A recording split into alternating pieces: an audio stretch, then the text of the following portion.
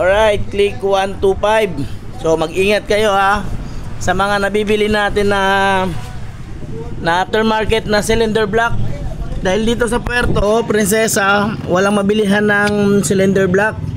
So okay naman din na napagana na natin, kaya lang yung kanyang cylinder block hindi makita eh. Wait lang ha.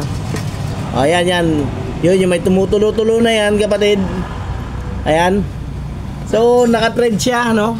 Yung kinakabitan ng natin, ano man tawag dito?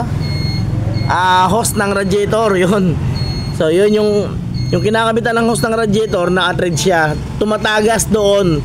So pwede namang ikabit itong mga replacement na ganito kung talagang walang budget, pero dapat sa mga mekaniko na mga tropa natin, dapat lagyan kaagad natin ng selyo itong thread para hindi magayan to, hirap. Nakabit na namin, tapos tumagas, so dinudukot-dukot lang namin ng kamay. Ang sakit sa kamay, ang init, no? So tumagas kasi.